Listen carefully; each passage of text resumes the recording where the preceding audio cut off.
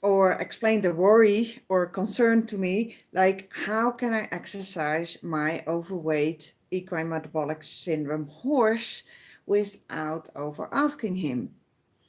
And that's such a good question, because the moment you are over asking a horse that is recovering from laminitis, or maybe still has sore feet, or is just in bad shape because he's extremely overweight, even obese, and how can we prevent over asking our horses? Because the moment we over ask our horse once, and maybe two times or maybe more, we will make training, movement training, exercising aversive. And the more aversive it is, the more our horses will anticipate on us and think, oh, there she is with the halter. This is not going to be fun. So bye-bye. And they get hard to catch, or they are reluctant to move forward because they think, well, once I'm trotting, I have to trot so long and so hard, and it becomes such a struggle. So yeah, I'm not doing it. My answer, and that's my personal opinion, and there's so many opinions out there, is that if you use positive reinforcement and you give your horse a choice, your horse will tell you when enough is enough. And if you keep within his boundaries, especially in the beginning, he will trust you more. The more he will trust you, that you will protect him, that you are there for him to help him,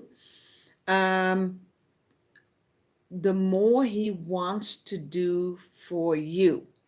And you can train your horse and teach him signals that mean, I want to stop moving, I want to stop training.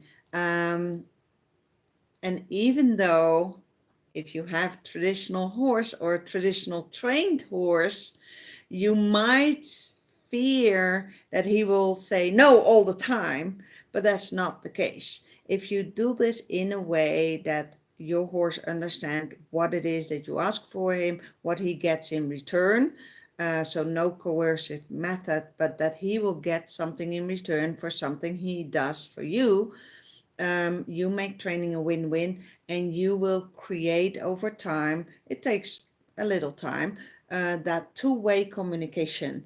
And then you can see, and you can usually see, once you see it, you cannot unsee it, but you can see in his body language, in his facial expression, what he's thinking. Like if you pay attention to the wrinkles next to his nostrils, they are telling you something. It's not a good news message, but they are telling you something. If you see wrinkles above their eyes, and sometimes their eyes are really in a triangle, that's usually indication of pain. So if you see that those wrinkles become worse during training, it's a good time to stop and make a note to yourself and think like, this was maybe a little bit too much.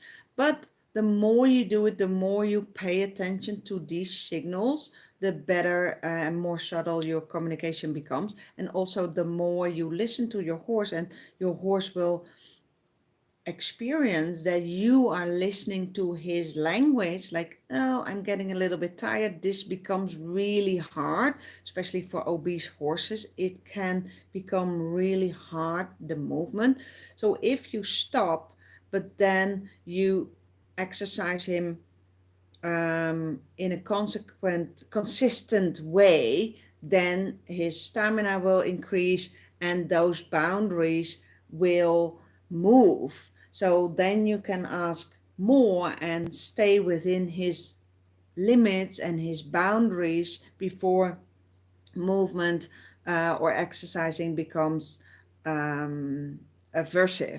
And the more pleasant it is, the more he would like to do it, and the easier it is to do it consistently. Because when you have to exercise your horse and you're using coercive method, which is training with pressure release, a whip, or other coercive methods, you will notice that your horse wants to do the minimum, just enough in order to avoid that aversive that you are going to apply. And in positive reinforcement, we get the opposite. The horse wants to do more because there's something in it for him that he really values. So if you can use positive reinforcement and appetives to get your horse moving, there will be that tipping point where movement is not aversive in itself anymore because the body warms up, the body releases endorphins, and then movement in itself will make the horse feel good. If you are a hiker, especially a hiker that is a little bit, well, let's say not 20 anymore. Maybe you have, I cannot remember if I had that when I was 20. But when you have to start a hike, when you have to go walking on the streets because you know walking is super healthy exercise, it's always hard to start, right? And then once you do it, once you warmed up, once you're back home, you feel so good. You know, you feel, you experience how good exercising actually is. I'm convinced the same goes for horses. Every horse is a little bit different, but I have noticed that when I still had Kira, when she was still alive, that she needed between 8 and 12 minutes of warm up, depending on circumstances.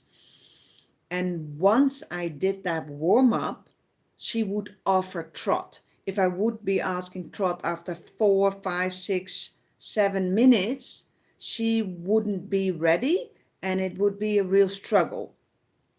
And it was just hard to do it. So I learned to adjust my training and tailor it to my horse, which is also in alignment with what the old classical masters already said. Have a really good warm up. Warm your horse up, cool your horse down. That will keep your horse healthy and happy. Nowadays, like I see, and I was guilty of that when I rode Kira. Like in the beginning, I didn't know that, and then after 5 minutes, I was just bored. I was like, let's trot, let's warm up. My woe horse was not ready to trot before her personal warm-up time. The more I listened to her feedback, the more fun exercising and riding became because I learned what she needed. And I was just listening to her, and she was the one that giving me feedback. So once you know what to pay attention to, everybody can learn this.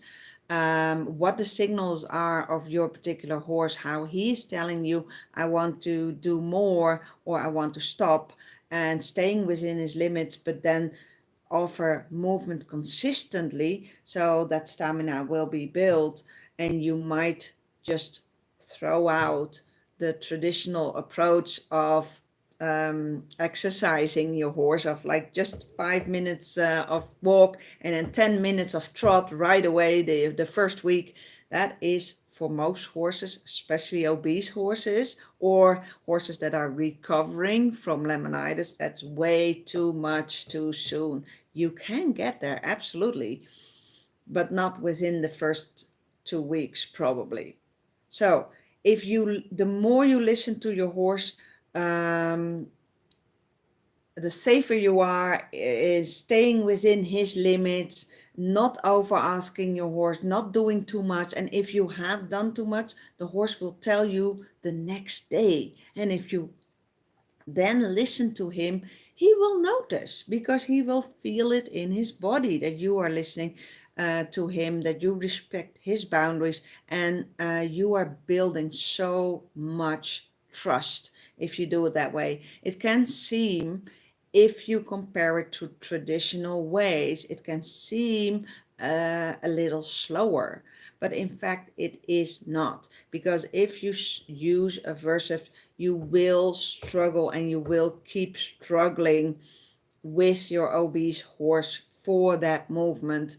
Um, but if you do it the other way around, if you listen to your horse and follow um, his tempo in movement training and building it up maybe a little bit slower, it's all about the long term. Like if you go in my Facebook group, exercising laminitis, EMS, and overweight horses with clicker training, you can see in the banner Kira before and after.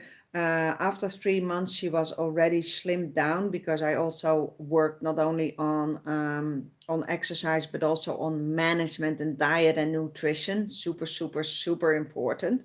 But if you see a picture of Kira 1 year later, you see that she has muscle. She even lost more weight. It's all about long term. You have to make changes in diet and nutrition, in management, and in your exercise program. Um, it seems a lot at first, and it is a lot at first, especially when your horse is sick. Um, but you will find a balance between those three things, and then it will become easier. The maintenance of exercise for Kira was only 3 times a week on the long rein, and that was enough to keep her in shape. But that was not where I had to start when she was obese, when she was recovering from laminitis. So sometimes we have to make a shift in thinking.